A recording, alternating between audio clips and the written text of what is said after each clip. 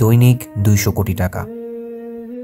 9-10 বছরের জিহাদি রুশদেশ মনে এই বিশ্বাসের জন্ম দিয়েছিল যে আফগানদের মৃত্যু নেই, আর আফগান জনগণের মনে এই বিশ্বাস বদ্ধমূল করে দিয়েছিল যে রাশিয়ার অত্যাধুনিক মরণাস্ত্র আফগান মুজাহিদদের ক্ষতি করার ক্ষমতা রাখে না।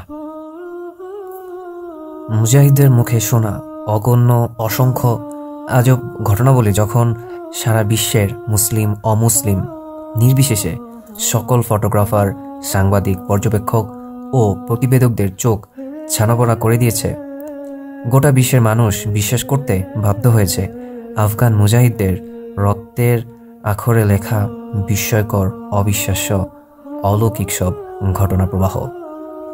তখন রুশ নেতৃবৃন্দ এ কথা ভালো করেই বুঝে নিয়েছে যে atheism is an inseparable part of Marxism, অর্থাৎ নাস্তিক্যবাদ মার্ক্সবাদের একটি অবিচ্ছেদ্য অঙ্গ। হলেও আল্লাহ আসলে আছেন, আর তাই অসংখ্য সৈন্য, কমান্ডো ও অগণ্য সমরাস্ত্র হারিয়ে তারা দাঁতে আঙুল কামড়াচ্ছিল।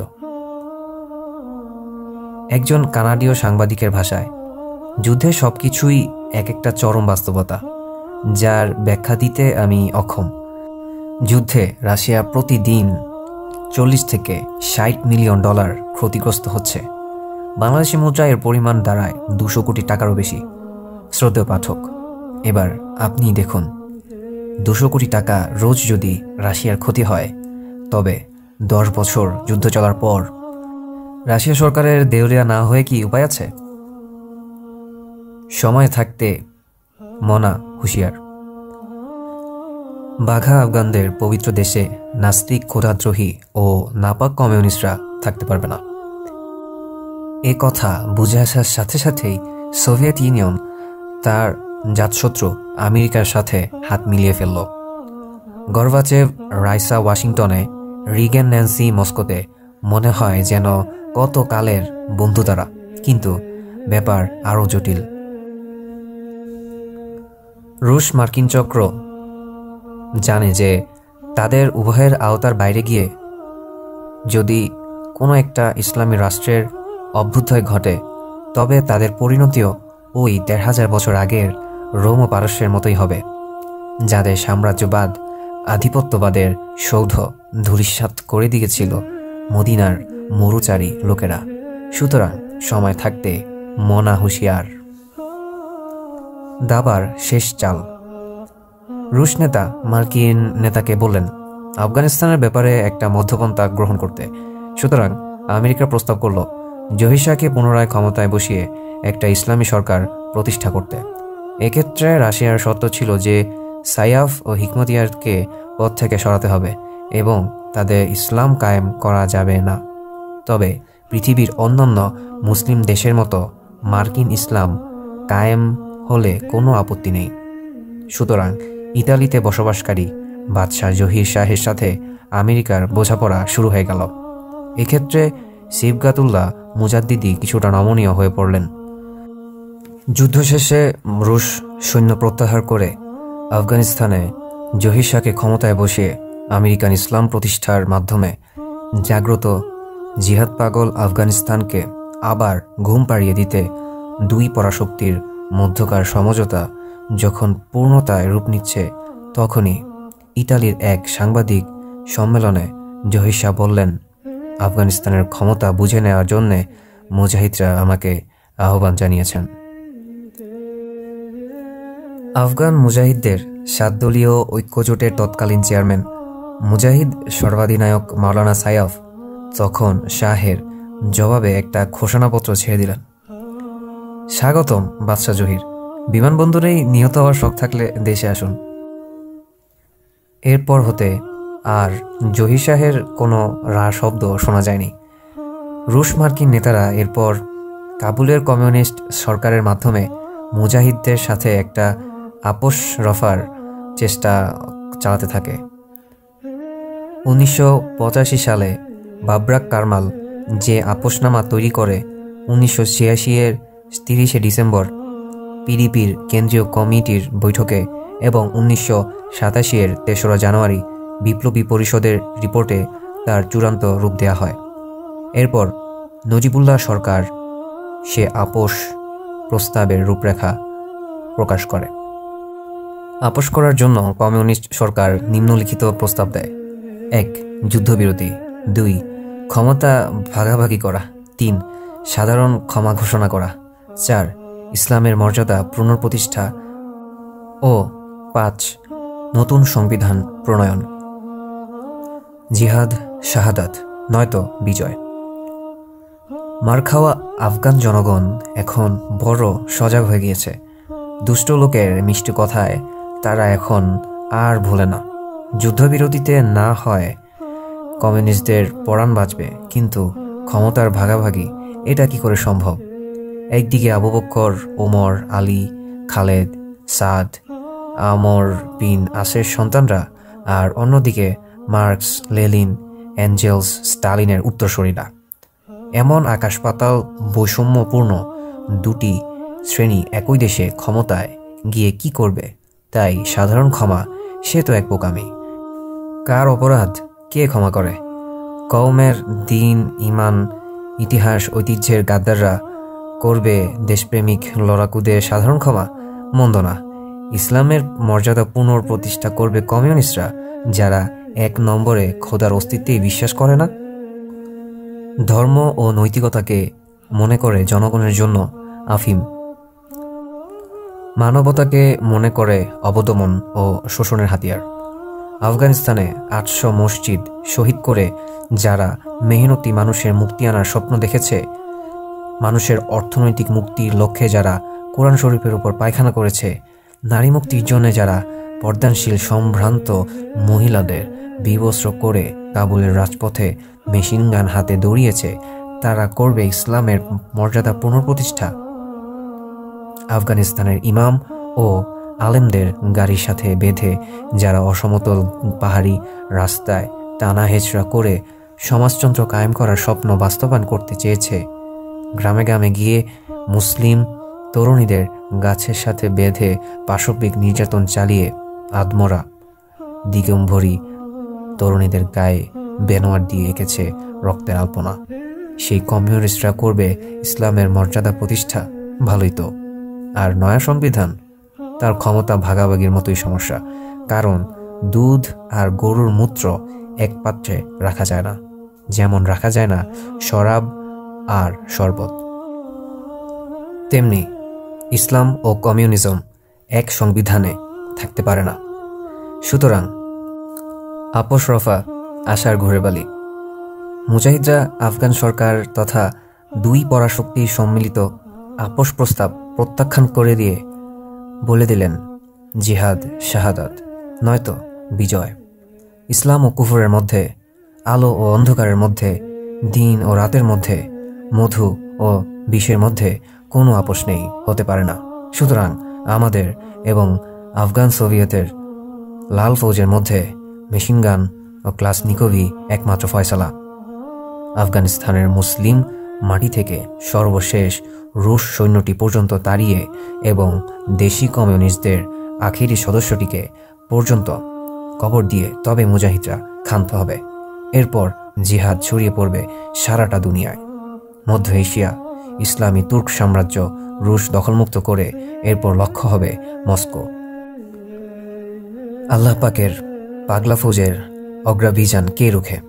আফগানিস্তান তো এখন খোদাই সাহায্য ও বিজয়ের লীলাভূমি। চলো চলো যুদ্ধে চলো। জিহাদের কঠিনময় দিনগুলো যতই কাটছে আর আল্লাহর মদদের ফটকও ততই উন্মোচিত হচ্ছে। প্রচণ্ড শীতে বরফের লেপে ঢাকা পর্বতমালা, প্রবল তুষারপাত, খাদ্য রসদ ও হাতিয়ারের অভাবজনিত অসুবিধাসমূহ সহ্য করে মুজাহিদরা যখন বিজয়ের দ্বার প্রান্তে, তখন আফগান মুজাহিদদের ইসলামী ঐক্যজোটের প্রধান মুজাহিদ বাহিনীর সর্বাধিনায়ক আব্দুর রাব্বির রাসুল সায়াফের প্রচেষ্টা ও ইঞ্জিনিয়ার গুলবদন হিকমতিয়ারের দূরদর্শিতায় সারা পৃথিবীর মুসলিম দেশসমূহ হতে বিপুল পরিমাণ অর্থ সম্পদ, রসদ, হাতিয়ার এবং জনশক্তি আফগান মুজাহিদদের জন্য সরবরাহ করা শুরু হলো।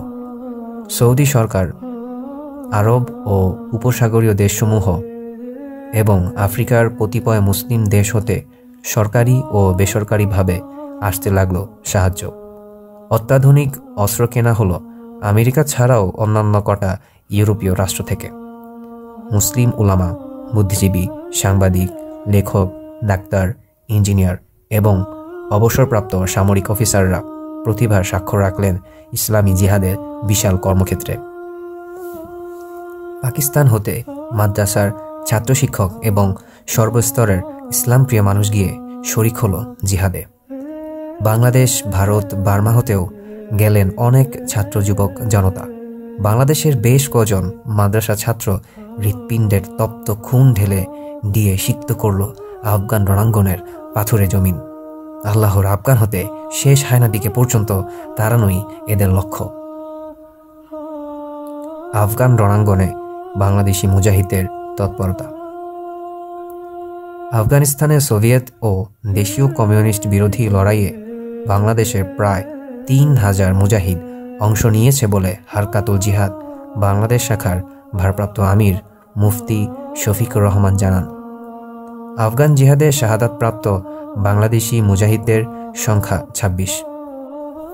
যুদ্ধাহত অনেক। উরগুন, খোস্ত, জালালাবাদ, কান্দাহার, গজনী সহ বেশ কটি প্রদেশ ও উল্লেখযোগ্য রণাঙ্গনে বাংলাদেশি মুজাহিদদের ভূমিকা ছিল অত্যন্ত উজ্জ্বল। খোস্ত রণাঙ্গনের প্রধান সিপাহসালার কমান্ডার খালেদ জুবায়ের শহীদ হওয়ার পর এর গুরুদায়িত্ব লাভ করেন সমকালীন বাংলাদেশের শ্রেষ্ঠ সন্তান কমান্ডার মাওলানা আব্দুর রহমান ফারুকী। দীর্ঘ প্রায় ৯ দিন জিহাদরত থাকার পর তিনিও শাহাদাত বরণ করেন। গোটা আফগান জিহাদেই বাংলাদেশি যুবকেরা অসম সাহসিকতা ও সীমাহীন নিষ্ঠার পরিচয় দেন। শহীদ মাওলানা ফারুকীর পর কমান্ডার মনজুর হাসান, মুফতি আব্দুল হাই, কমান্ডার আব্দুস সালাম, মুফতি শফিকুর রহমান, আবু খালেদ, জাফর বিন কাশেম, আবু তারেক, আব্দুল হাকিম, আলী আহমদ, চাচা বাসেদ, মুক্তিযোদ্ধা হাকিম প্রমুখ বাংলাদেশের প্রতিনিধিত্ব করেন খুব সফলভাবে। কমান্ডার ফারুক হাসান তার জিহাদি অভিজ্ঞতা বর্ণনা করে একটি সুন্দর বই লিখেছেন, আফগান রণাঙ্গন থেকে। নামের এই বইটি যথেষ্ট জনপ্রিয়তা লাভ করেছে। মুজাহিদদের উদ্যোগে ঢাকা থেকে একটি মাসিকও বের হয়। জাগো মুজাহিদ নামক এই পত্রিকাটি সারা দেশের জিহাদপ্রিয় মানুষের মনে ব্যাপক উদ্দীপনা জাগিয়েছে, স্মরণ করিয়ে দিচ্ছে মুসলিম জাতির শৌর্য, বীর্য আর গৌরবোজ্জ্বল অতীতের কথা। চাঁদ যতদিন উঠবে সূর্য ততদিন থাকবে। পৃথিবীর বিভিন্ন দেশ থেকে পাঠানো সাহায্য ও নানা ধরনের সামরিক, সাংস্কৃতিক ও কল্যাণধর্মী সহযোগিতা মুজাহিদদের কাছে পৌঁছে দেওয়া এবং পাকিস্তানে আশ্রয় লাভকারী অসহায় ৩০ লক্ষ আফগান মুজাহিদের মেহমানদারি, তাদের শিক্ষা দীক্ষা, খাদ্য, চিকিৎসা, বাসস্থান ও সামরিক প্রশিক্ষণের ক্ষেত্রে সব ধরনের সরকারি পৃষ্ঠপোষকতার জন্যে পাকিস্তানের বিপ্লবী প্রেসিডেন্ট শহীদ জিয়াউল হক রহমতুল্লাহ আলাইহির নাম ইতিহাসে সোনালী হরফে লেখা থাকবে। যতদিন চাঁদ থাকবে, সূর্য উঠবে, ততদিন প্রতিটি আফগান জনতার হৃদয় ফলকে উৎকীর্ণ থাকবে একটি বরকতময় নাম, জিয়া। মুসলিম উম্মাহের স্মৃতির ক্যানভাসে চিরদিন জ্বলজ্বল করবে এই পবিত্র নাম। আফগান জিহাদে বাংলাদেশি শহীদান। আফগানিস্তানে আমি আল্লাহকে দেখেছি বইটিতে লেখক ২৪ জন বাংলাদেশি শহীদের কথা উল্লেখ করেছেন। আমরা শহীদগণের নাম এবং তারা কোন জেলা থেকে গিয়ে যুদ্ধ করেছেন আমরা সেটি উল্লেখ করব। ১. শহীদ কমান্ডার মাওলানা আব্দুর রহমান ফারুকী, যশোর জেলা। ২. শহীদ মাওলানা নুরুল করিম, যশোর। ৩. শহীদ হাফেজ মতিউর রহমান, গাজীপুর জেলা। ৪. শহীদ হাফেজ আব্দুল মোমেন, মোমেনশাহী জেলা। ৫. শহীদ মাওলানা কামরুজ্জামান, যশোর জেলা। ৬. শহীদ রায়হান উদ্দিন, গাজীপুর জেলা। ৭. শহীদ মাওলানা শেখ ইসমাইল, গাজীপুর জেলা।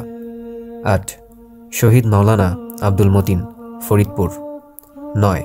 শহীদ বদরুল আলম, ফরিদপুর জেলা। 10. শহীদ হাফেজ রহমতুল্লাহ, ঢাকা।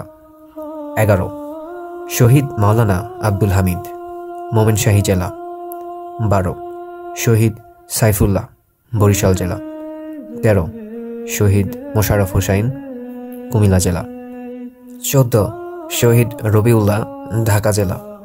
15. শহীদ প্রফেসর রফিকুল্লাহ, নোয়াখালী জেলা। 16. শহীদ সিদ্দিকুল্লাহ চৌধুরী, নোয়াখালী জেলা। 17. শহীদ মুফতি ওবায়দুল্লাহ, ব্রাহ্মণবাড়িয়া জেলা। 18. শহীদ নুরুল ইসলাম, হুগলি জেলা। 19. শহীদ মোহাম্মদ ফারুক, খুলনা। 20. শহীদ আবদুল্লাহ, তার জেলার নাম উল্লেখ করা নেই। 21. শহীদ নুরুল ইসলাম, বগুড়া জেলা। 22. শহীদ ফয়জুল্লাহ, নোয়াখালী জেলা। 23. শহীদ আব্দুল গফুর, চট্টগ্রাম জেলা। 24.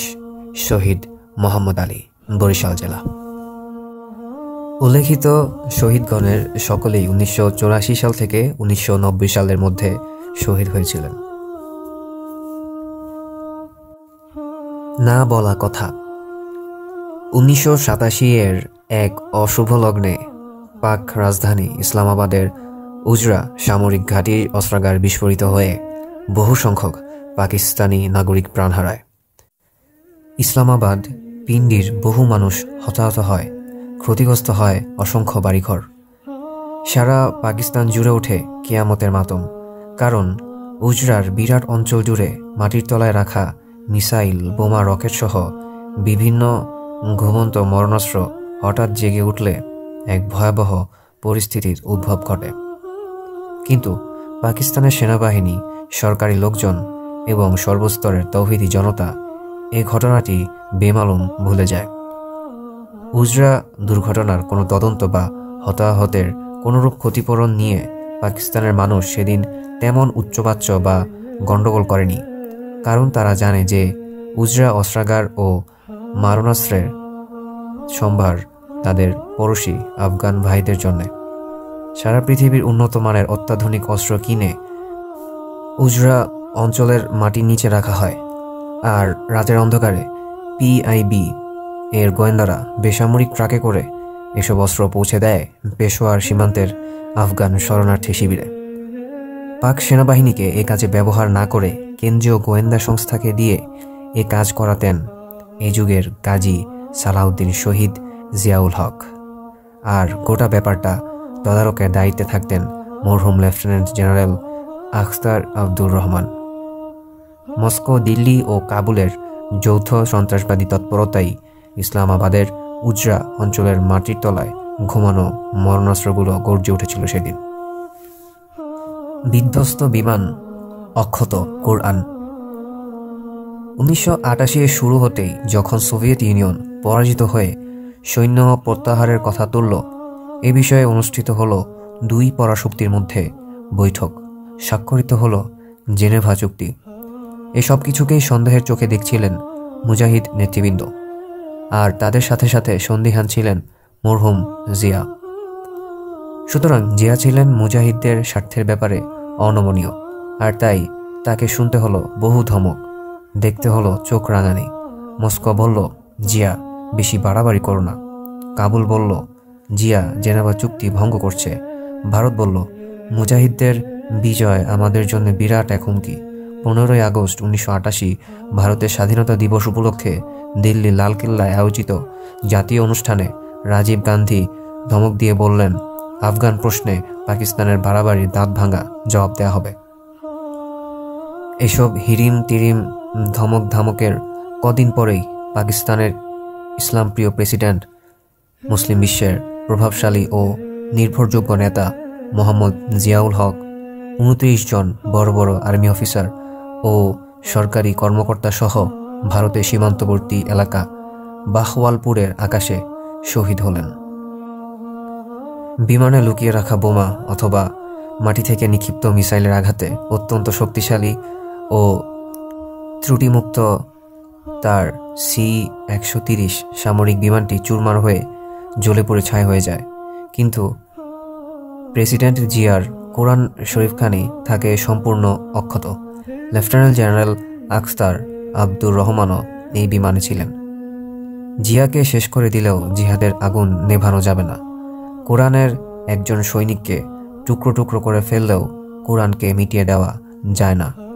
লক্ষ আফগান মুজাহিদের মরণজয়ী কাফেলা এক জিয়ার অভাবে স্তম্ভিত কম্পিত হবে না। বিশ্বের অন্যতম বৃহৎ মসজিদ ইসলামাবাদের শাহ ফয়সল মসজিদের সম্মুখস্থ চত্বরে কবরের পাশে রাখা জিয়ার লাশের কাছে দাঁড়িয়ে 600 আফগান মুজাহিদ প্রতিনিধি একথায় উচ্চারণ করেছিলেন, জিয়া একজন মুজাহিদ, তিনি আমাদের সহযোদ্ধা। আফগান কমিউনিস্ট গোয়েন্দা সংস্থা খাদ, ভারতের গোয়েন্দা সংস্থা র, সোভিয়েত গোয়েন্দা সংস্থা কেজিবি এ হত্যাকাণ্ডের সম্ভাব্য নায়ক। আমরা শহীদ জিয়া হত্যার বদলা নেব। রণাঙ্গনে ফিরে গিয়ে মুজাহিদরা বিশেষ এক বাহিনীকে দায়িত্ব দিয়েছিলেন শহীদ জিয়া হত্যার প্রতিশোধের লক্ষ্যে নানা ধরনের কৌশল অবলম্বন করতে। যারা দ্বীনি জিহাদের বিজয়কে থামিয়ে দিতে ব্যক্তিকে হত্যা করে, তারা জানে না যে ইসলামী জিহাদ কোনো ব্যক্তির মুখাপেক্ষী নয়। শহীদ জিয়ার দুটি স্বপ্ন। পাকিস্তানের ধর্মমন্ত্রী মাওলানা ওয়াসে মাজহার নদভী জিয়াউল হকের শাহাদাতের পর বলেছিলেন, মরহুম জিয়ার দুটো স্বপ্ন ছিল, যার একটি বাস্তবায়িত হলেও অন্যটি হয়নি। জিয়া আল্লাহর কাছে দোয়া করতেন, হায় আল্লাহ, আমার যেন শহীদি মওত হয়, আর মৃত্যুর সময় যেন আমার পরনে থাকে সৈনিকের পোশাক। বিমান বিধ্বস্ত হওয়ার সময় তার গায়ে সামরিক উর্দি ছিল, আর মৃত্যুর 3 দিন আগে পাকিস্তানের আজাদি দিবসে জাতির উদ্দেশ্যে প্রদত্ত ভাষণে তিনি তার দেশে পরিপূর্ণ ইসলামী হুকুমত কায়েমের ঐতিহাসিক ঘোষণা দেন।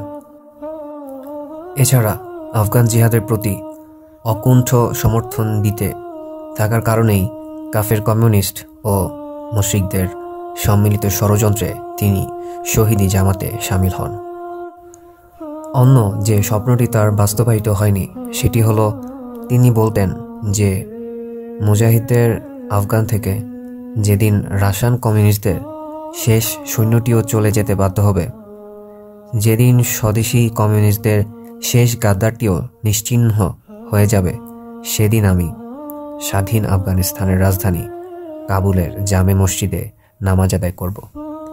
কিন্তু শহীদ জিয়া সে কাঙ্ক্ষিত বিজয়ের লাল সূর্যোদয়টি দেখে যেতে পারেননি। ইসলামী প্রজাতন্ত্র আফগানের রাজধানীতে মহান স্রষ্টার সামনে সিজদা বনত হওয়ার তিনি সুযোগ পাননি। এই স্বপ্নটা তার স্বপ্নে রয়ে গেল। আফগান মুজাহিদদের 7 দলীয় ঐক্যজোট নেতা বলেছেন, আফগান মুজাহিদদের সহযোদ্ধা শহীদ জিয়ার নামে কাবুলে একটি বিশাল জামে মসজিদ স্থাপন করা হবে ইনশাআল্লাহ। কবরেও তার রূহ শান্তি পাবে। বাস্তবায়িত স্বপ্ন দেখে উৎফুল্ল হবে তার মৃত্যুহীন প্রাণ।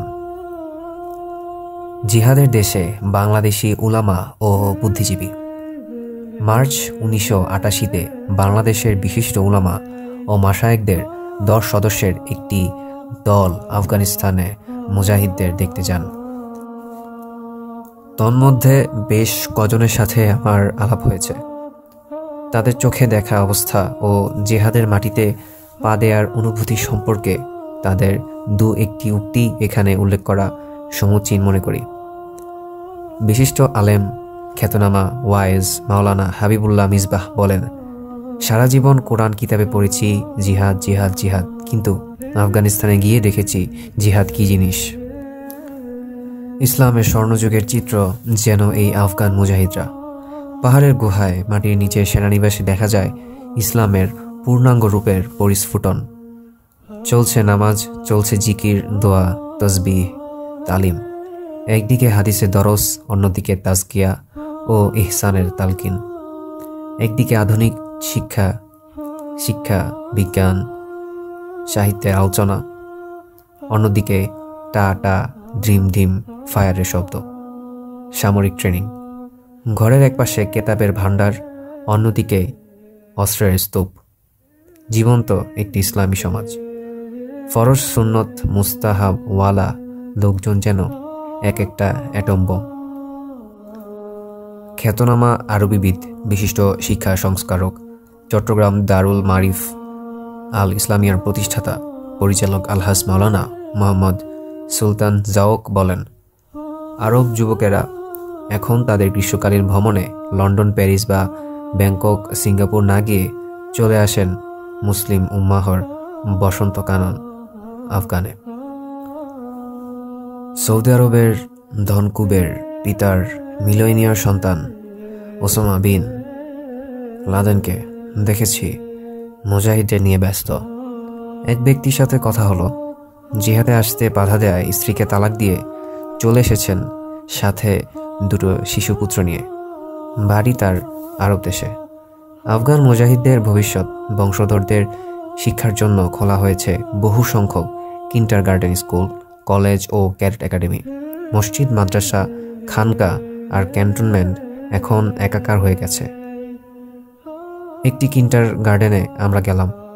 আফগান সিংহের বাচ্চারা সামরিক কায়দায় সালাম জানালো আমাদের, শোনালো জিহাদি সঙ্গীত। পশতু ভাষার এই গানটি আমার কানে অহর্নিশ বাজতে থাকে। আফগান মুজাহিদদের অন্তর্বর্তীকালীন সরকারের প্রধান ইঞ্জিনিয়ার আহমদ শাহ ও মুজাহিদদের সর্বাধিনায়ক শেখ সায়াফ সহ আরও অন্যান্য নেতৃবৃন্দের সাথে আমরা দেখা করি। একটি মুজাহিদ সমাবেশে আমাকে বক্তব্য রাখতে হয়। আফগান জিহাদ উম্মতের জন্যে মহামুক্তির সোনালী রাজপথ।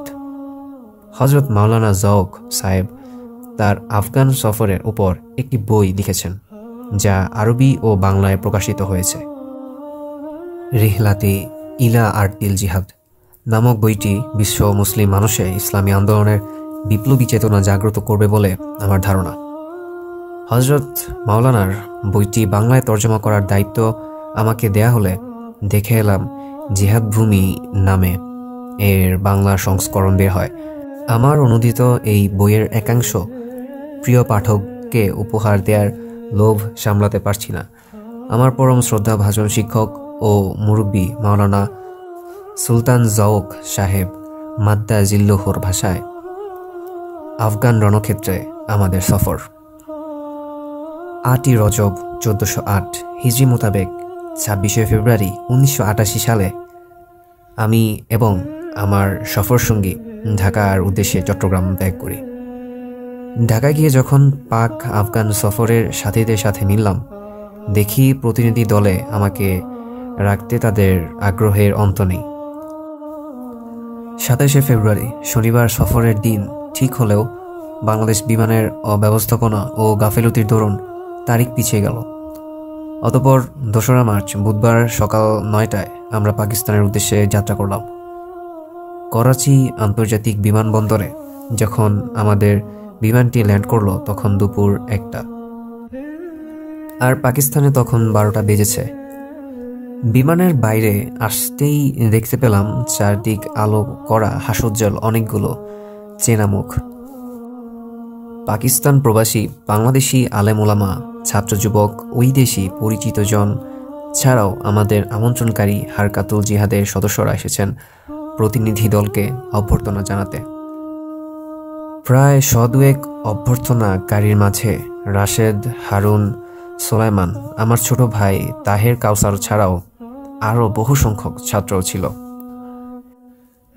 প্রীতি, সৌহার্দ্য আর উষ্ণ ভালোবাসা নিয়ে চলতে লাগলো মুসাফা মুআনাকা পর্ব। শ্রদ্ধা সম্প্রীতির সুতায় গাথা বিচিত্র ফুলের মালা গলা উপচে এবার আমাদের মাথায় ওঠার পালা। বিগত জীবনে সফর আমরা বহুবার করেছি, কিন্তু এবারকার মতো শ্রদ্ধা, প্রীতি ও ভালোবাসার ঝলক, উষ্ণ অভ্যর্থনার হৃদ্যতাপূর্ণ পরশ আর পাইনি। প্রথমত আমাদের নিয়ে গাড়ির বহর ছুটে চলল হারকাতের করাচিস্থ দফতরের দিকে। শুভেচ্ছা বিনিময় ও চেনা জানার পর সবাই একটু জিরিয়ে নিলাম। খাওয়া দাওয়া সারতে না সারতেই খবর এলো 4টা বাজেই ইসলামাবাদের উদ্দেশ্যে উড়াল দিতে হবে। একটু পরেই ছুটলাম এয়ারপোর্টে। পথে শায়েখ হাকিম আখতার সাহেবের খানকাহে আশরাফিয়ার মসজিদে জোহর পড়লাম। সৌভাগ্যক্রমে হাকিম সাহেবের শায়েখ হজরত হাকিমুল উম্মত থানবী রাহমতুল্লাহ আলাইহের খলিফা হজরত মাওলানা আবরারুল হক সাহেবের সাথে দেখা হয়ে গেল। ভারতের হরদুই শরীফের হজরত তার পাকিস্তানি ভক্ত ও মুরিদানের আগ্রহে তখন করাচিতে অবস্থান করছিলেন। এই মহান মুর্শিদের সান্নিধ্যে আমরা 15 মিনিট কাটালাম। হজরত মাওলানা হাকিম আখতার সাহেবের সাথে তো কথা বলার সময়ই পাইনি। তার সাথে আমার দীর্ঘদিনের প্রীতিপূর্ণ সম্পর্ক। হুজুর আমাকে বড়ই মহব্বত করেন। হাকিম সাহেব বারবার আবার সাক্ষাতের আগ্রহ প্রকাশ করছিলেন, কিন্তু সাক্ষাৎ আর হয়ে উঠল না। হায়, একটু যদি সময় পেতাম। শায়েখ আবরারুল হক সাহেব এর বেশ কিছু মূল্যবান বই পুস্তক আমাদের দেয়া হলো। বিপদ আপদ মুসিবত হতে বাঁচার জন্যে ফজর ও মাগরিবের পর সূরা ইখলাস, ফালাক ও নাস আমাদেরকে 3 বার করে পড়তে বললেন তিনি। আমাদের প্রতিনিধি দলটিকে খানকার গেট পর্যন্ত এসে হজরত যখন বিদায় দিচ্ছিলেন, তখন আমাদের জন্যে, আমাদের দেশ ও জাতির জন্যে হাত তুলে মুনাজাত করলেন তিনি। এরপর আমরা সরাসরি বিমানবন্দরে পৌঁছলাম। বিকাল 4টায় বিমান করাচির আকাশে ডানা মেলে মাগরিবের একটু আগে গিয়ে ইসলামাবাদে নামল। এয়ারপোর্টের পাশের মসজিদে জামাতের সাথে মাগরিব পড়লাম আমরা। ইসলামাবাদ বিমানবন্দরে আমাদের ইস্তেকবাল করতে এসেছিলেন হারকাতুল জিহাদের প্রধান মুজাহিদ ভাই কারি সাইফুল্লাহ আখতার এবং মুজাহিদ ভাই আব্দুর রহমান যশোরী। উল্লেখ্য যে ভারতীয় হিসেবে পরিচিত হলেও মুজাহিদ আব্দুর রহমান মূলত ভারতীয় নন। যশোর জেলার মনিরামপুরের এই যুবক দেওবন্দ মাদ্রাসায় পড়তেন। জিহাদের আবেগ নিয়ে তিনি ভারত থেকে পাকিস্তানের পেশোয়ার গিয়ে সামরিক প্রশিক্ষণ গ্রহণ করেন। অতঃপর লেগে যান আফগান জিহাদের রক্তাক্ত খেলায়। দীর্ঘ 4 বছরে বহু সংখ্যক লড়াইয়ে অংশগ্রহণ করেছেন আব্দুর রহমান। বিগত 11ই মে 1989 আফগানিস্তানের খোস্ত রণাঙ্গনে তিনি শাহাদাত বরণ করেন। হারকাতুল জিহাদের চিফ কমান্ডার মাওলানা আব্দুর রহমান যশোরী বাংলাদেশের গৌরব। মাওলানা সাইফুল্লাহ আখতার আমাদের জন্য একটি গাড়ি ঠিক করলেন। তার সাথে আনা প্রাইভেট কারটি তিনি নিজেই চালাচ্ছিলেন। আমাদের নিয়ে গাড়ি দুটো হিজরত পল্লীর দিকে ছুটে চলল। পাপ্পি অঞ্চলের আফগান শরণার্থী শিবিরগুলোর বিশাল এলাকাকে হাইউল হিজরত বলা হয়। পশতু ভাষায় এর নাম হিজরত কলে। রাতের বেলায় আমরা হিজরত পল্লীতে পৌঁছালাম। এশা পরে খানা খেলাম। মুহাজির পল্লীর পৌরসভা ভবনে আমাদের সুন্দর রাতটি কেটে গেল। 3রা মার্চ 1988 এর ফজর পড়লাম মুজাহির পল্লীর বিশাল মসজিদে। মসজিদের ভেতরে বাইরের প্রশস্ত প্রাঙ্গণে 5000 মুসল্লি নামাজ আদায় করতে পারেন। মসজিদটি দেখলাম আফগান মুজাহিদে পরিপূর্ণ। সুদান বিশ্ববিদ্যালয় হতে মাস্টার ডিগ্রিধারী দাওয়াত ফ্যাকাল্টির ডিন অধ্যাপক কারি নাজিফ এই মসজিদের ইমাম। ইমাম সাহেব কোরআন শরীফের জিহাদি আয়াতগুলোই নামাজে পড়েন। এতে মুমিন হৃদয় আপ্লুত হয়, আল্লাহর পথে লড়াইয়ের আবেগে প্রকম্পিত হয়। হৃদয় চোখ বেয়ে নেমে আসে অশ্রুর ধারা। ইমাম সাহেবের হৃদয় হরা পাগল করা তেলাওয়াতে তিনি পড়ছিলেন, হে নবী, ইমানদারগণদেরকে লড়াইয়ের অনুপ্রেরণা দিন। যদি তাদের ধৈর্যশীল 20 জন হয়, তবে 200 জনের উপর এরা বিজয়ী হবে। আর যদি এরা 200 জন হয়, তবে কাফিরদের 1000 জনের উপর এরা বিজয়ী হবে। কারণ অবিশ্বাসীরা, ওরা তো একটা নির্বোধ জাতি। সূরা আনফাল আয়াত 10। সকালে নাস্তার দস্তরখানে পরিচয় হলো আরব্য শায়েখ মোহাম্মদ শরীফ জয়বকের সাথে। মিশরের আল আজহার বিশ্ববিদ্যালয়ের কুল্লিয়াতুশ শরিয়া ডিগ্রিধারী অধ্যাপক শরীফ অমায়িক ব্যবহার ও মিষ্টি মধুর আচরণে নিজেই নিজের উদাহরণ। 16 বছর তিনি মদিনা ইসলামী বিশ্ববিদ্যালয়ে অধ্যাপনা করেছেন। অবসর জীবনটা এখন কাটাচ্ছেন দাওয়াত ও জিহাদ বিশ্ববিদ্যালয়ে। শিক্ষাদান করে। 4 ছেলে ইহসান যুদ্ধে নাম লিখিয়ে মিশে গেছে মুজাহিদের সাথে। অধ্যাপক মোহাম্মদ ইয়াসিরের সাথেও এখানেই পরিচয়। 1979 সালে কাবুল বিশ্ববিদ্যালয়ে ডিঙ্গানো এই মুজাহিদ আজকের অন্তর্বর্তীকালীন আফগান সরকারের আইনমন্ত্রী। মুজাহির পল্লীতে তিনি আমাদের মেজবান। এছাড়া পাপ্পি হিজরত কলেতে আমাদের অতিথিশালার দায়িত্বে ছিলেন কাবুল বিশ্ববিদ্যালয় হতে পাশ করা যুবক অধ্যাপক জাকারিয়া, কাবুল হতে স্নাতক, এবং ইমাম মোহাম্মদ বিন সৌদ বিশ্ববিদ্যালয় রিয়াদ হতে মাস্টার ডিগ্রিধারী। আফগান মুজাহিদদের কেন্দ্রীয় সামরিক মজলিসে শুরার সদস্য শায়খ গুল আকবর এবং অন্যান্য আতিথেয়তার হৃদ্যতাপূর্ণ দায়িত্ব পালন করেছেন। এরা সবাই বীর আফগান মুজাহিদ এবং পাকিস্তানে আশ্রয় গ্রহণকারী আফগান জনগণের নেতা, যাদের সংখ্যা 30 থেকে 40 লাখের মতো।